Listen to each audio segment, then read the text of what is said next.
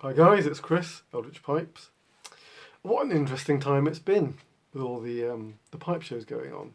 The last one being the UK pipe show, which I will talk about in just a moment. I'm just going to do a plug for my new pipe stem material, Eldritch Cumberland. This is a 19mm diameter rod by half a metre long, and it's a good ebonite substitute. It's soft on the teeth, easy to work, easier than acrylic to file and polyester, those harder plastics. This is a great ebonite Cumberland substitute. Got loads of colours. If you're interested, you can either take a look at the Etsy site or you can just message me directly and I'll send you a pic of what I've got. Okay, that's that. So, at the UK Pipe Show, I was talking to Chris Parry, and he brought along some samples of some interesting tobacco. Some were some new Gareth Hogarth blends, but the one I was interested in was the 1820 in a flake cut. Now, I've done a video in the past about, I don't think the video was specifically about Penzance substitutes, but I think I did a bit in one of them that considered it. Now we know that, for example, with Stonehaven, there is a one-to-one match blend, that is rich dark flake. It is the same tobacco. And it's often been wondered, is there a similar one? Is there the same for Penzance? Is it secretly another Germain's blend? And there have been various candidates suggested, like Latakia, special Latakia flake, which is ridiculous because it's nothing like it. But the other one that is sometimes secretly whispered about is 1820. Now, I can sort of understand that a little bit. I've smoked 1820, I've been smoking it a lot. And it bears some vague similarities, but nothing in my mind would have considered it a replacement blend for Penzance. It's too dissimilar. But he had this crumble cake cut of the 1820 blend, and I tried a bowl, and I was mightily intrigued. So, I've been smoking all three this week. This is my cob. They've all been smoked in brand new cobs. This is my one for the flake cut, the crumble cake of 1820. And I've got two others, one for the ribbon cut of 1820 and one for Penzance. So, what's the verdict? Well, let's have a look. So, the first things to consider: 1820 ribbon cut versus 1820 crumble cake. Now, in the shop, it's just referred to as flake. And actually, as far as I know, only Chris Parry stocks it at the Black Swan online tobacconist. No one else has this cut of 1820. But, okay, so this is the 1820 ribbon cut. Quite a fine cut. You can see a lot of mid-browns. There are some bits of bright Virginia. It's mainly this brown Virginia with dark spots of Latakia. And the jar note is quite a fresh green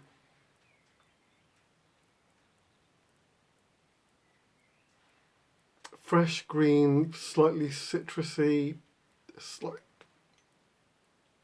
vaguely lemony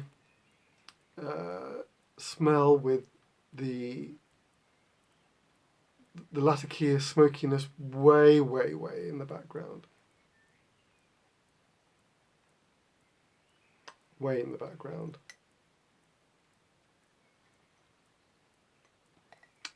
Bearing no similarity to Penzance for me. So, the 1820 Flake cut. Now, as you can see, it's quite a bit darker. Quite a bit darker. With little specks of bright Virginia. It does the mottled effect, I suppose, quite well. You can see the darker bits of Latakia in there. And that smoke is much more up front. It's a darker aroma altogether.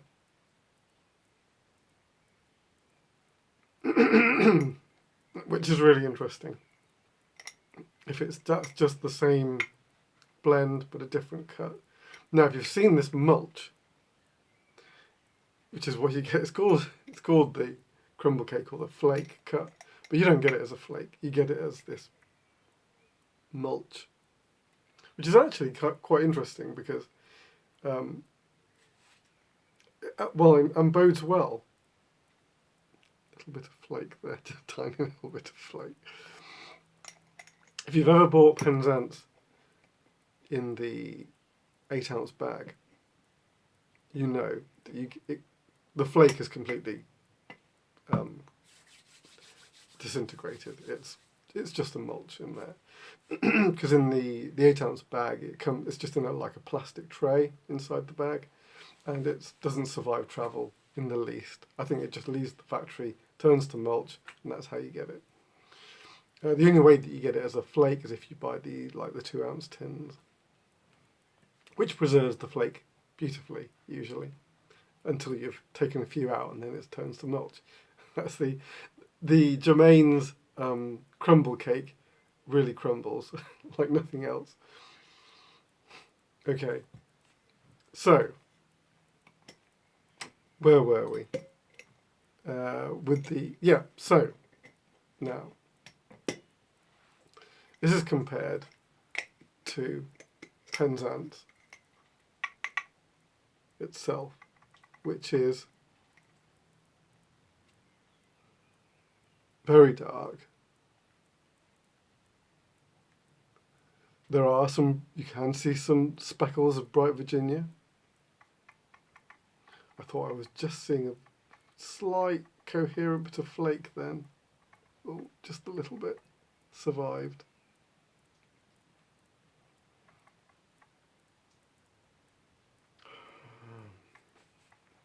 The Latakia is even more forward, even though I should say it's not a Latakia forward blend, but that presence is just more solid. But then this goes a lot deeper. There's a tang, there's a real earthy tang to it. It's quite a soft smoke, but that aroma is really it's just really deep and yum. Okay. So, there's some difference in appearance in all three. Now, what was quite interesting was Chris said that apparently the main difference between 1820 and Penzance was some additives.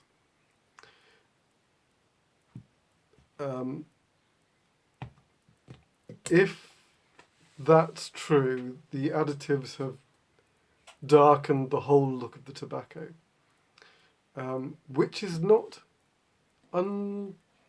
impossible. I mean, for example, the smoking quality of 1820 Flake versus Penzance.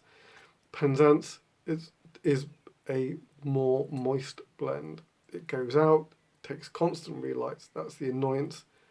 That's the penance for every Penzance lover, is that you either have to dry it out, in which cases it loses a lot of flavour, or you just have to smoke it as it is and just relight it every 5 minutes, which I do. The 1820 burns beautifully. Maybe takes a couple of relights over the bowl, but generally burns very well. Now,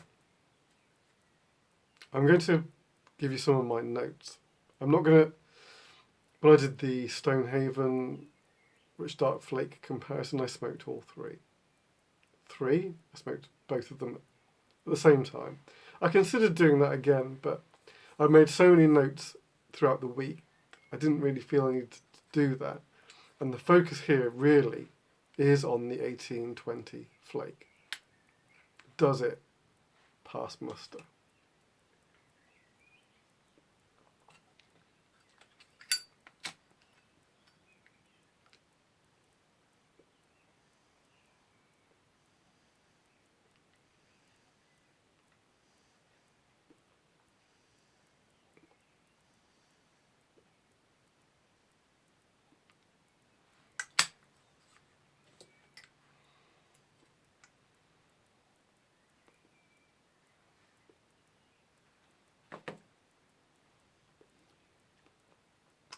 Now, admittedly, it's like on that first light,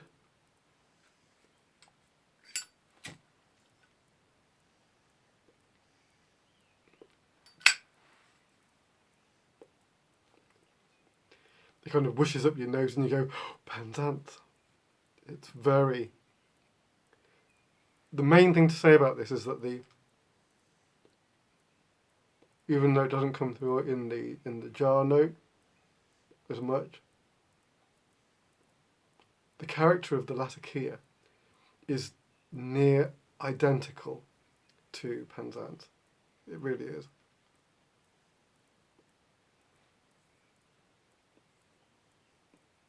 Now,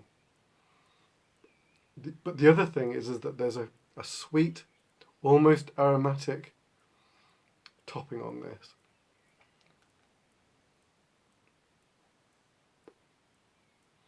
It's not really forward, it's very subtle. But it's definitely there. It's this kind of sweet, it's a little indefinable.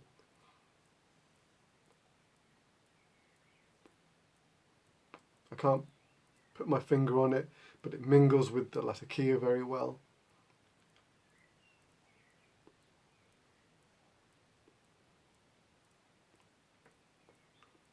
And it has this sort of herbal quality. You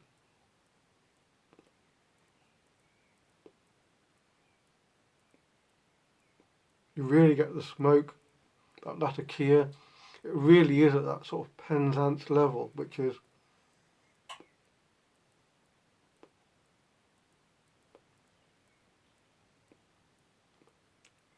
in Penzance the Latakia is not the main player, but it doesn't let you forget that it's there either. It really kind of it mingles with everything.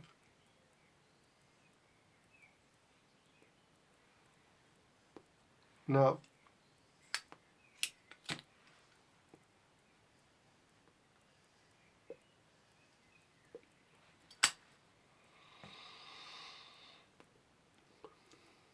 what does it lack?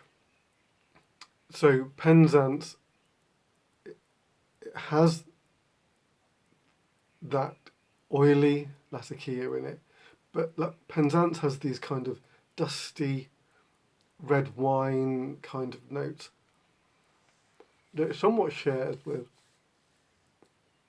Rich Dark Flake, actually. Now I've wondered if they share a leaf component.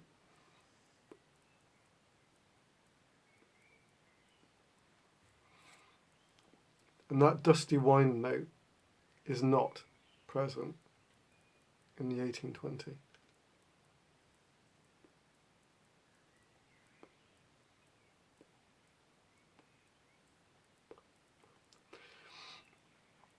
that topping that is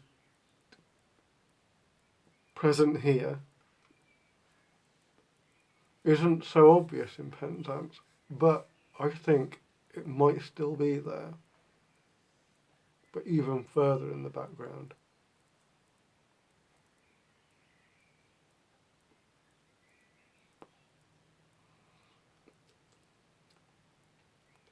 And the kind of, in this there are some sort of darker plum, fruity notes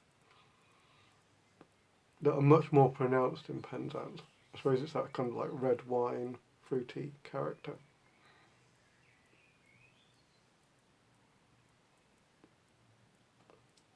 In comparison, the 1820 ribbon cut is much more floral, more sweeter, or little to no latakia present in the smoke.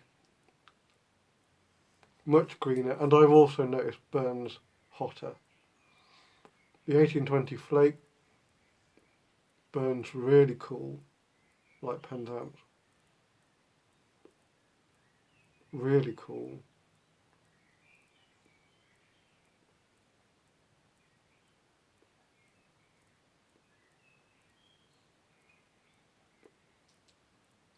You would have to smoke like goodness knows what to get this to burn hot, which is perfect. It's really mellow. I mean, there's no doubt about it. I mean, what I can't wrap my head around is how it smokes so differently to 1820. It just boggles my brain. Is it really just the cut? If it is, it just makes so much difference. I mean, I know that the cut can change the smoking characteristic. That's why we like Flake. I like flakes. But maybe the flake cut also helps to even out the blend. Because although sometimes their flakes can be incredibly consistent, like Rich Dark Flake, it's like not only consistent across various batches, but each flake is a consistent smoke. As opposed to, at the other end, Special Latakia Flake, which is just all over the shop.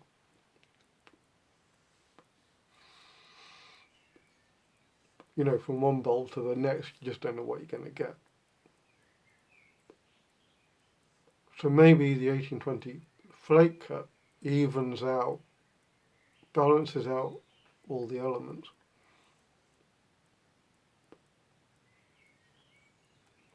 I still say there's more Latakia in the Flake cut than in the ribbon cut. Because I tell you, in the ribbon cut, it's nigh undetectable.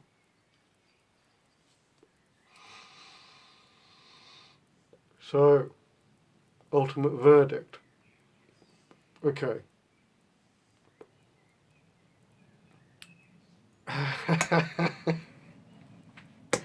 Tough. Okay. Let's just go straight for the heart. Is it the same blend as Penzance? No, it's not. Is it a good substitute for Penzance? Yes and no. Depends what you love about Penzance. If it is the entire flavour profile, the Latakia with the dusty wine notes, the depth, that's indefinable aromatic bit somewhere in the background, if it's that whole shebang, then 1820 Flake doesn't quite get you there. It is a fantastic sister blend to Penzance. So now I'm in trouble, because now I've got two that I really like, and they both do slightly different things. If you have trouble getting your hands on Penzance, the 1820 Flake is a great place to start, and will give you a really good idea of where Penzance is at, but it won't give you the full picture. So ultimately, I did crack my knuckle there. If you are a Penzance confirmed addict, 1820 Flake will only pacify you to a certain extent. It might plug the dry gaps, the droughts between Penzance drops. But just as its own blend, fantastic, really good. I'm definitely going to keep that one in, but it's not going to replace Penzance either. So there you go. That is the full 1820 Flake Penzance comparison. Make of that what you will. So there still is no one-to-one match blend. Sorry, it's just the way it is.